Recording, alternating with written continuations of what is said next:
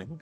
Thank you very much for sparing the time to share your entrepreneurial experience for the CII initiative.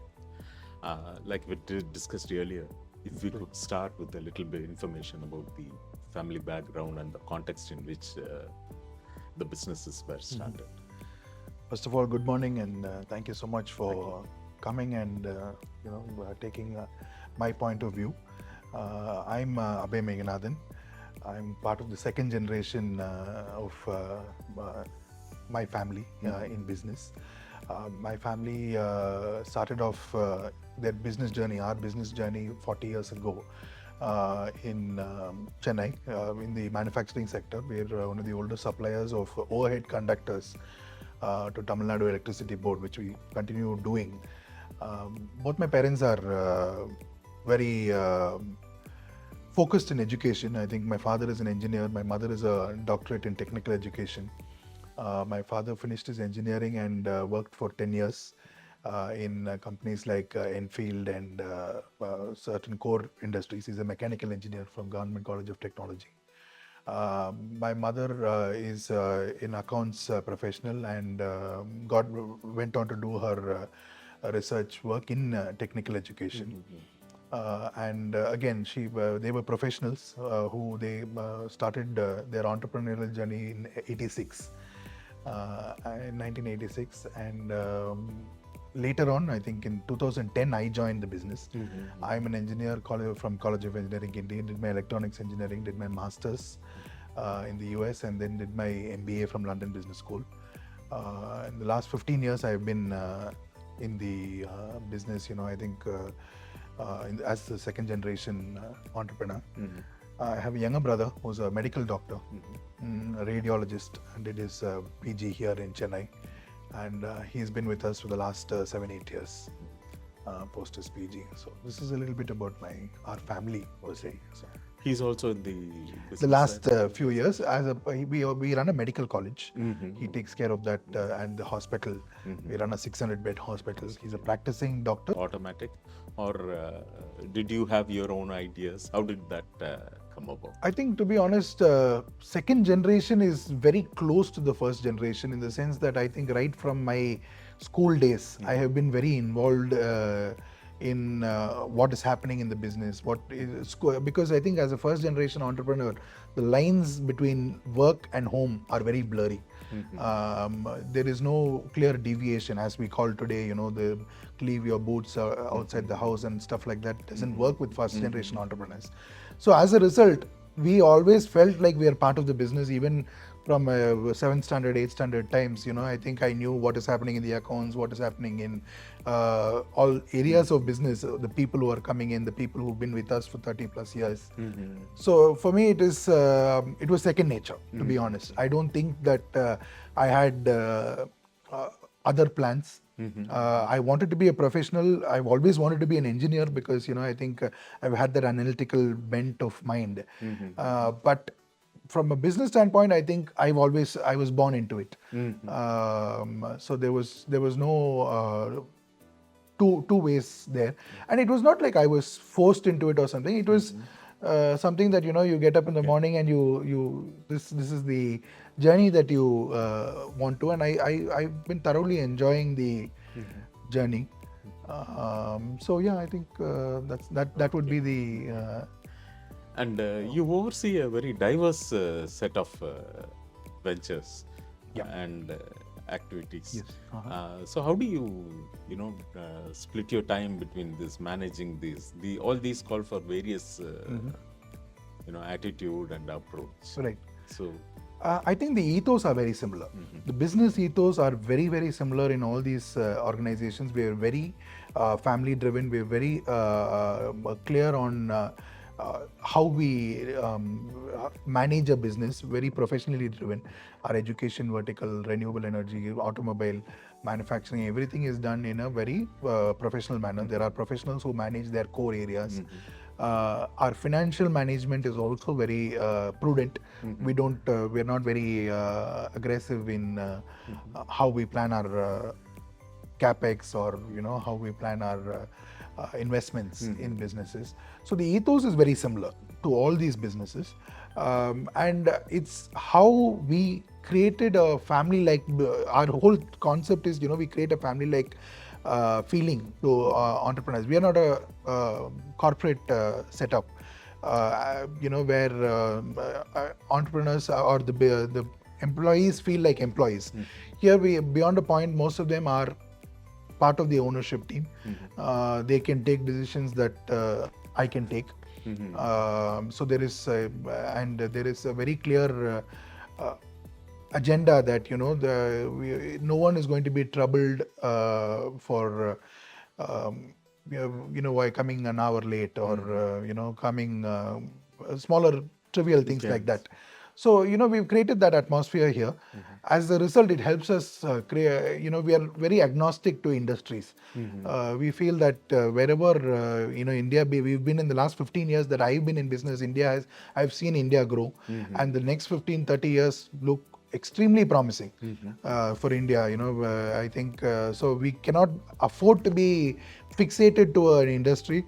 I think we have to be a little more flexible, and that's why you see this diverse set of things. I think I've been very passionate about renewable energy. I feel that the next, not just one individual, next set of companies, like how we saw the information revolution in the 90s and 2000s, I think we're going to be talking about the climate problems for the future generations, because that's going to be, I certainly believe that is going to be the problem of the future, next 2-3 decades at least. And there's a lot of work to do in that area. And I am looking to spend a lot more of my time in sustainability and sustainable related efforts. Just before we come to specific industries, on your own induction into the businesses itself, you've been here for about 15 years now, Yes. that you said. What has been your contribution to the businesses? How have you seen it evolve over the last years that you've been? Right. So I think I don't know whether I should be talking about my contributions, but what there are times where I sit and think how I add value.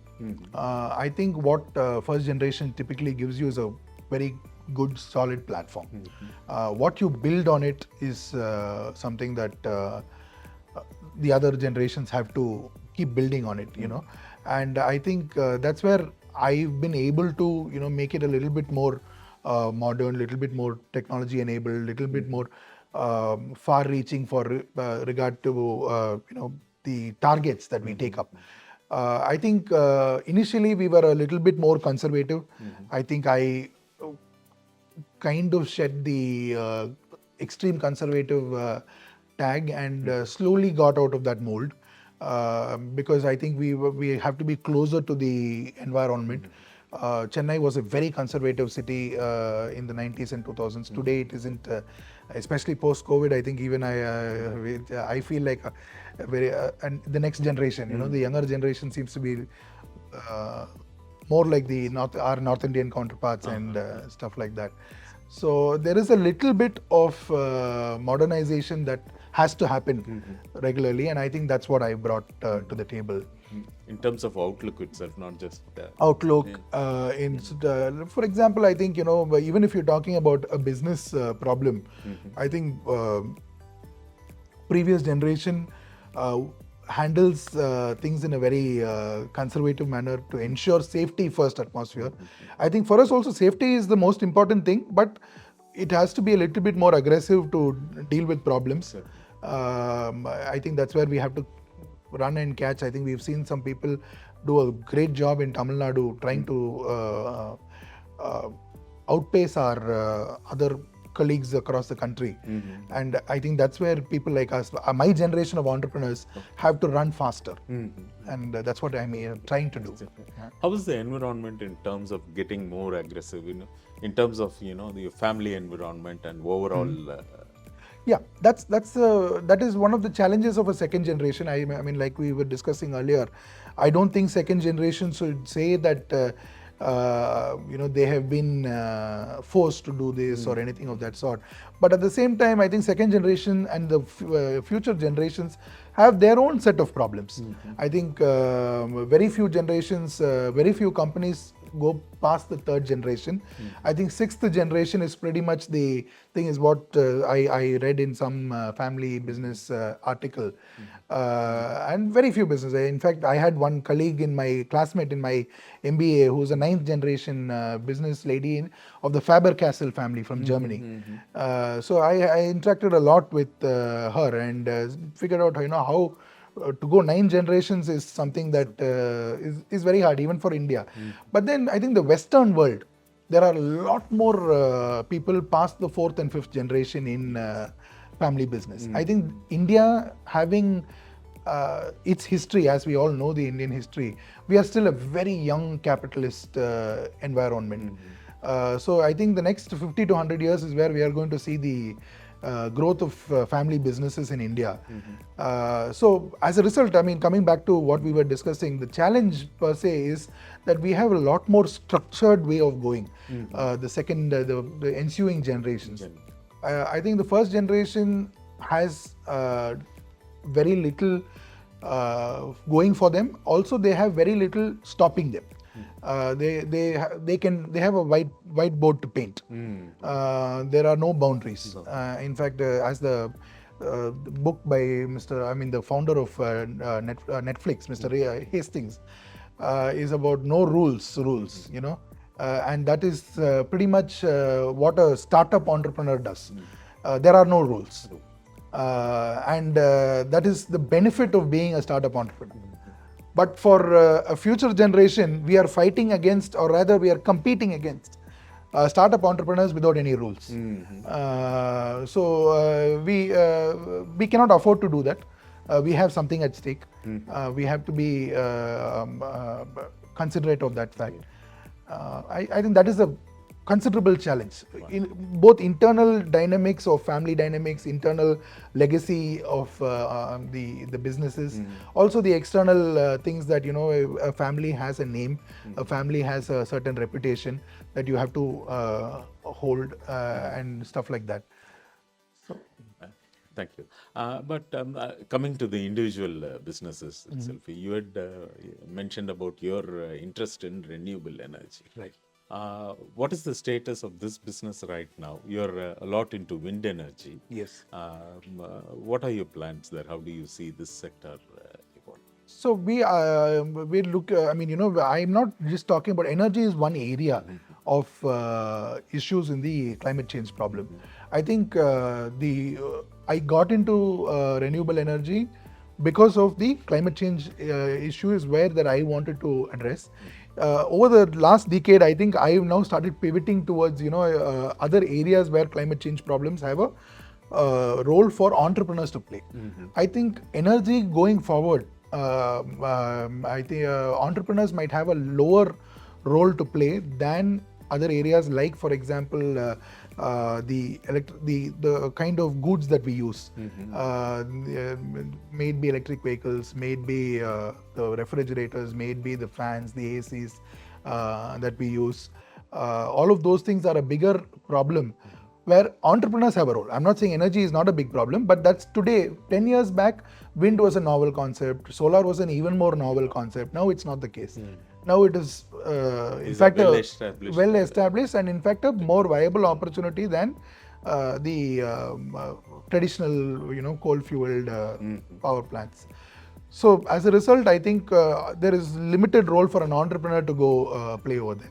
So I have ventured into other areas in this area, and even in our education portfolio, I feel that is going to be the next driver of change. I think we want people to understand that automation and other areas where we can focus. I think IT is the revolution is there. It's I don't think people like us have any new changes that we are going to be making. But recently we've I've tied up with Arizona State University. And we're setting up a campus for them here in Chennai. And we'll be starting a school of sustainability. And the amount of research that a campus like ASU, which is one of the premier institutions in the US, I think they've spent billions of dollars of research, which unfortunately, I don't think a country like India can at this point spend that amount of money on research. So I think we have to piggyback on leading players and try and bring that. But the point is, we are one of the bigger players in the world where sustainability has to be sought after. You can look around, just not the climate. So many areas where this is becoming an issue. Health, sustainability in health is something that we are not looking into. Today, we are seeing so many more issues with regard to the pollution related issues which are troubling our youth. These are concerns that we have to take up. I think in the paper that we use, all the materials, the packaging materials that we use, all of those things, I think India has not spoken enough. In fact, if anybody breaks that topic up, it becomes more like a nuisance topic than a serious topic. I think my generation and onwards, we really have to talk about that more seriously, and all my efforts are towards that currently. So the School of Sustainability would focus on this Correct. kind Correct. of areas. So it's just not about putting up a solar power water heater. That's not going to solve our problems. Maybe 30 years back that would have been enough. But where we are currently, I think if we don't take much more serious cognizance to the threat that the world is facing, Yes. I think we'll be doing injustice to our future generations. Sir, in the context of your initiative in the education sector, now private higher education sector has evolved a lot in the last 30 years. Yes. So how do you position Rajalakshmi Group of Institutions? What is its USP? What are the goals that you set? How do you stand out? Yes. I think we've also, though 30 years is a very, very small period in an education institutions. I think across the West and even in India, we have some institutions centuries old. You correctly differentiated, we are the private sector. Private education sector is very new. So in the last 30 years, there has been a lot of metamorphosis which has happened. I think the first 5-10 years, we were a glorified teaching learning center.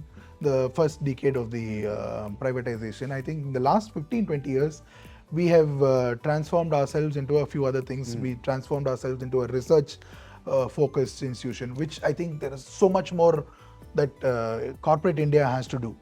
I think corporate India, I'm sure you must have come across all the points where research as a profession is not being taken up seriously. So that is something that we've been really pushing hard. Because the amount of research money that goes into research is a very small fraction compared to our foreign peers, contemporaries. That's true. So that is an area that I think we have been working on, and we've seen a change. In the last 10-12 years, we've seen a good amount of change where we were even a few lakhs was very difficult in research. Today, we are able to see a good amount of money, a few millions of dollars coming into research. In our institution, we've been spending a lot of money in research, especially in a few areas. We have around 15 centers of excellences that we've been developing. And the last stretch, this is what has happened in the last 15 odd years. The last stretch, the last post-COVID era, we are seeing that there is another metamorphosis which is happening. I think we are seeing that colleges are more communities. I don't see a college as a college per se, as what we traditionally saw it, as a place where we go study and go get a job offer. That is a byproduct. Today we are seeing a learning community, and that's what Rajalakshmi we're doing. We are focusing on creating a community of like-minded people trying to get ahead in life by seeking knowledge. And that is the environment we are creating, both for the person who is teaching, a faculty, or a person who is learning. I think the environment is what we are focusing on. We are not focusing on, I think, a curriculum or a particular how you teach Java. Today, the amount of resources available are, I think the best resources are accessible to everybody. If you want to learn about valuation, you can learn from Mr. Ashwath Damodaran online. You don't have to be in Stern. I think there are hundreds of resources, but now how to create that push to say that, you know what, let's go learn what valuation is. I want to be a startup entrepreneur. I should know what valuation is. I should learn what Mr. Ashwath Damodaran has to say. For example, is the environment that we're trying to create. So that is the journey that I think the youngsters are also appreciating. I think we have to look at them as equals, because one of the biggest negatives that I saw as a student myself and later as an administrator was that it is that whole, maybe it is the British hangover, where it is one-way communication. Someone has to talk and 60 people have to listen. A typical classroom. Typical classroom, not only here, not in the West. In the West, it is 61 equal people in the room. I think that is the atmosphere that we have tried to bring in Rajalakshmi. I think we've largely succeeded, but still, the 14 years of school education gives you a little bit of a mold that it is hard to break. Otherwise, it is, I think education today is not about one to many. It is that is the culture that we are trying to imbibe in our campus now. In this context, this evolution in learning, typically from the industry side, there are a couple. That is one major issue. They say institutions are not preparing industry-ready candidates. Yes. It's more focused on academic. Right. What is your approach to that? I totally agree. I wouldn't be one of those people refuting this. I totally agree. That's because I think we are sitting in two different islands. I think the kind of collaboration that we see in the West, especially in countries like Germany, for example, where industries and institutions are one and the same. I think that synergy, though the same people mentioning that should also put in a little bit of an effort to bring those islands together. For example, one thing we did many years ago, which is now started working, is we moved our calendar from Monday to Friday to Tuesday to Saturday. So Saturdays we've had a lot of industry folks come in and take lectures. As not just as a one-off lecture. Through the semester they come in and take a course. I think now post-COVID especially, we are seeing a lot of industry people wanting to come back to academia, wanting to give back and stuff like that, which is happening now. And that is we are seeing a lot of that move into even our traditional faculty. They are able to mingle with people from industry and understand what is the industry's requirement. And industry's requirement also changes, sir. And unfortunately, education is not tuned. Education in India especially is not tuned for such rapid change. That's where private institutions like ours, I think we change much faster. And industry needs are also quite diverse. Very diverse and very dynamic. Yes, and now I think I mean, I'm not saying that that problem is no more there, but I definitely feel that what was a problem 15 years back, the gap has definitely narrowed. Still way to go, but definitely narrowed at this point. In fact, now the positive side of that is, you see a lot of IT companies, if you analyze today, are replacing their higher cost manpower with lower cost freshers. That will not be possible if the gap still exists. The lower cost freshers are able to replace or rather do the job that a 5-10 year manpower is doing. Extending this point, similarly on creating an entrepreneurial mindset. Yes. Even as a student. Yes. Is that possible, first of all, for an educational institution to create an entrepreneurial mindset among the students? It's definitely possible. We've seen that across the world. I mean, especially in the US, we've seen all these big, huge billionaires come out of campuses. I think. But those are individual initiatives mostly. Their own drive. No, you see that certain areas are there. For example, University of Pennsylvania, I think has one of the largest number of startup entrepreneurs from UPenn. You have Stanford, you have MIT, and few other campuses which are not just today, for the last 50, 60 years, have thrown out a lot of entrepreneurs.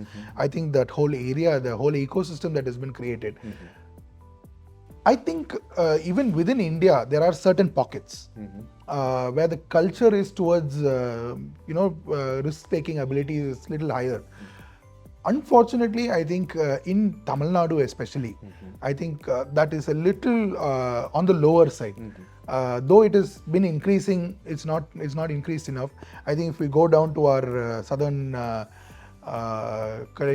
counterpart in Bangalore, that culture is much more. You're seeing technical institutions a little bit more successful in creating startup entrepreneurs, which is something that we are aping and we are trying to bring into our fold. Last 2-3 years, we've taken up a lot of initiatives in ensuring that there are startups. In fact, we've now created around 7 startups from our campus, which is still a very small number compared to what is possible, considering we throw out around 3,000 engineers a year, out of which the number of 7 startups is not a big number. But that culture, like you said, I think we are still more tuned towards becoming a professional thing, which is I think a great thing.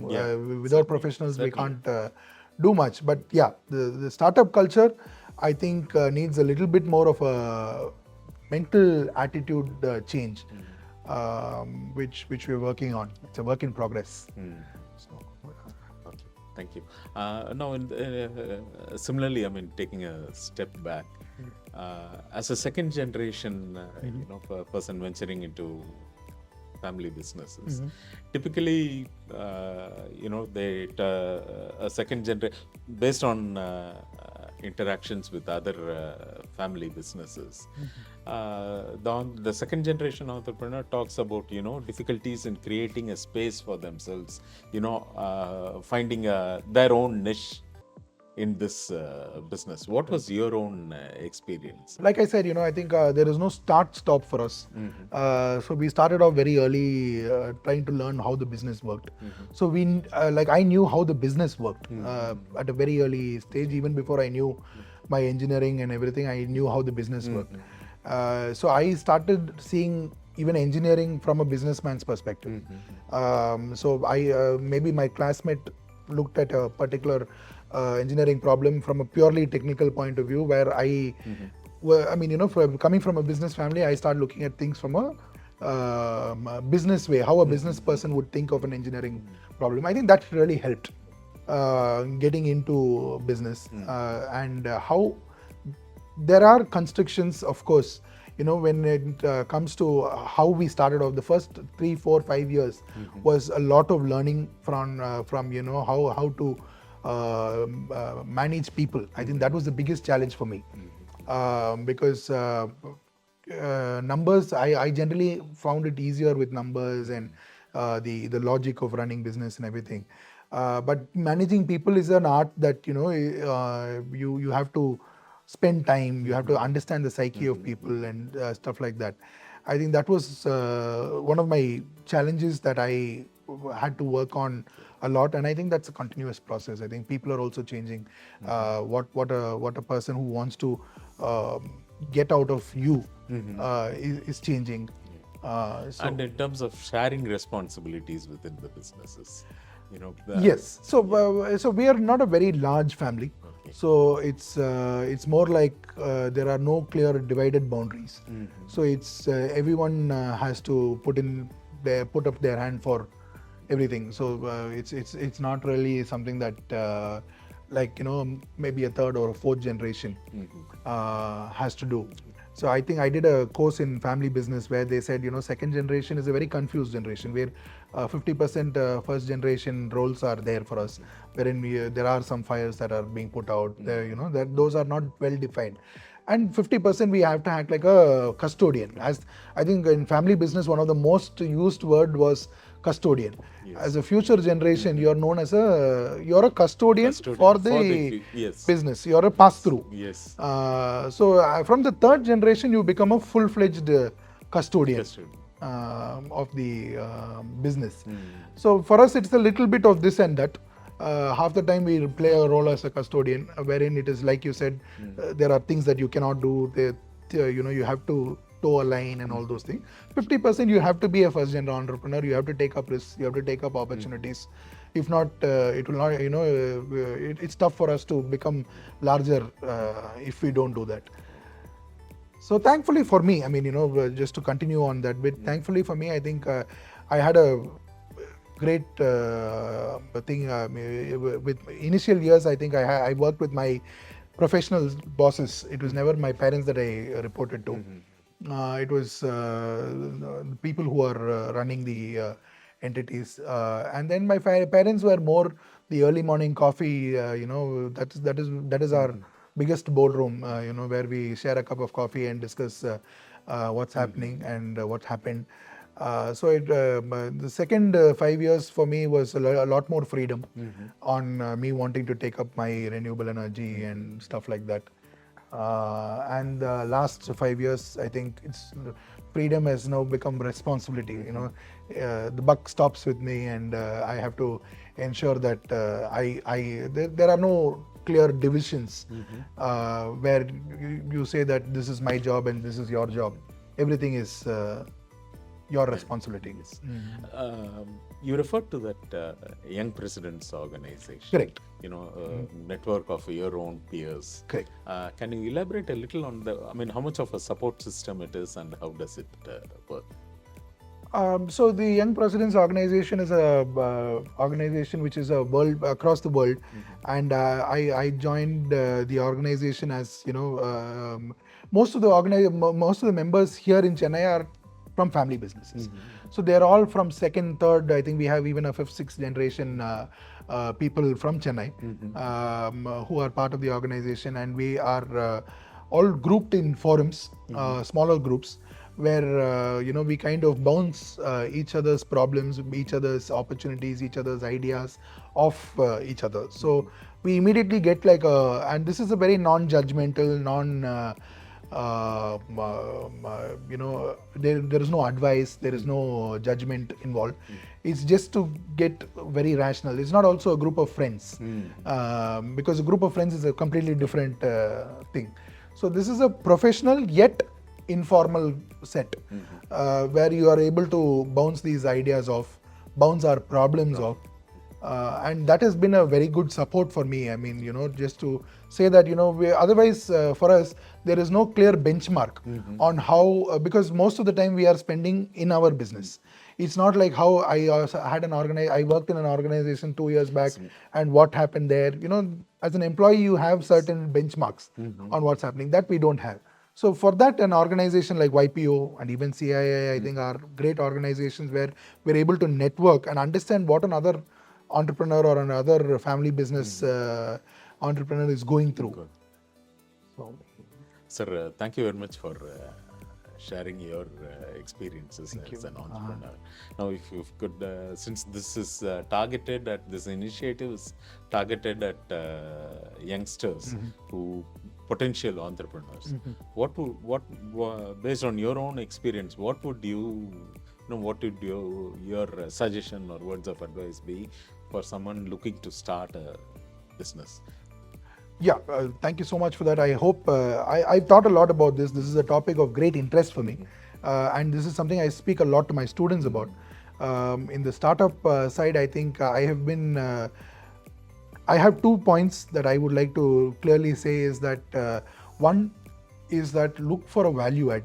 Don't go with a me too. Just because Paytm became a success, or rather any of these companies, one Zomato is a success, or does not mean that you start the same thing. I think we see a lot of me toos. I think me toos are not a good idea. As a startup entrepreneur today, you have to have a value add, a differentiation, a key differentiator. Look for that and work for that. I think is something that not as a startup, even for second generation, third generation, we have to continue doing a differentiating factor. And secondly, I think don't just look for valuations, don't just look for fancy numbers alone. I think the business has to be profitable. The business has to be viable in its own self. These are two important factors that I think now we are a mature startup economy.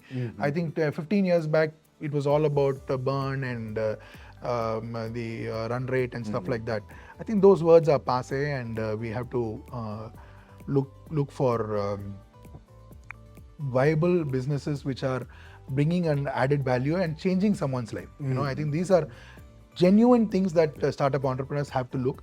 And once you have that, I think you have to go all out. You shouldn't look back. I think is what I've learned from the first gen entrepreneurs that I've met across my life. Oh, yeah. So that's it. Thank you very much. Thank you so much, sir. Thank you so much for your time, and it's been a great session.